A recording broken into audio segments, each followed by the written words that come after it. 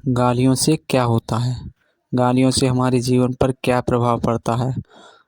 आओ जानते हैं इस कहानी को ध्यान से सुनना। हमारे चैनल पर नए हैं तो सत्य और धार्मिक पर तो हमारे चैनल को सब्सक्राइब कर लेना। कहानी को बीच में से छोड़कर ना जाना, पूरी सुनकर जाना।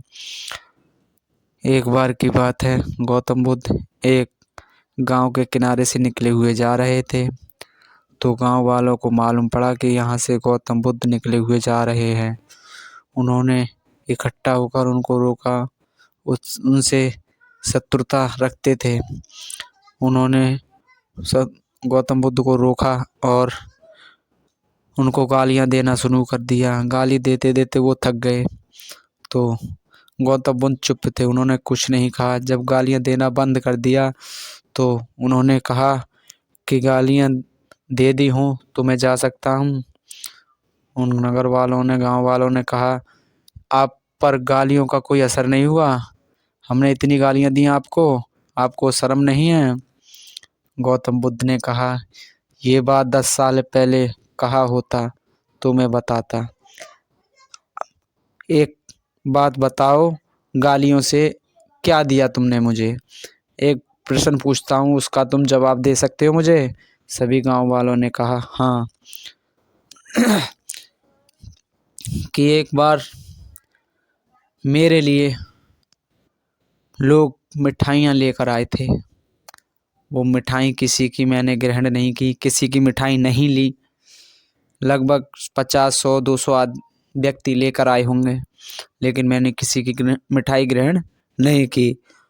तो गांव वालों एक बात बताओ, वो मिठाई कहाँ लेकर गए होंगे वापस? तो उन्होंने, गांव वालों ने कहा कि वो मिठाई अपने घर लेके गए होंगे। तो गौतम बुद्ध ने कहा कि घर में ले जाकर क्या किया होगा उन्होंने? तो गांव वालों ने कहा सभी अपने बीवी बच्चों के साथ मिल बांट कर खाई होगी। तो गौतम बुद्ध ने कहा कि यही है जो गालियां आपने दी है, मैंने नहीं ली। अब बताओ इन गालियों का आप क्या करोगे? मैंने सुना ही नहीं आपकी गाली क्या दी हैं, तो अब बताओ आप इन गालियों का करोगे क्या? सभी हाथ जोड़कर उनके चरणों में गिर पड़े और जब से उनको गुरु मान लिया। तो दोस्तों, कहते हैं कि एक चुप 100 को हरा देती है। ये कहानी सत्य है कि गालियाँ, अगर आप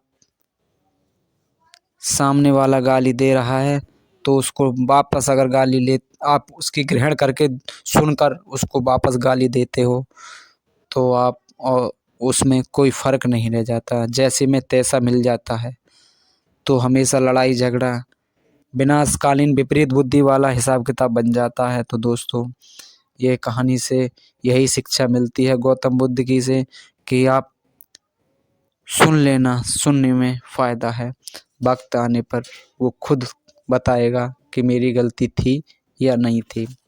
तो दोस्तों, हमें कमेंट में बताएं ये कहानी आपको कैसी लगी, और हमारे चैनल पर नए हैं तो सब्सक्राइब कर लें।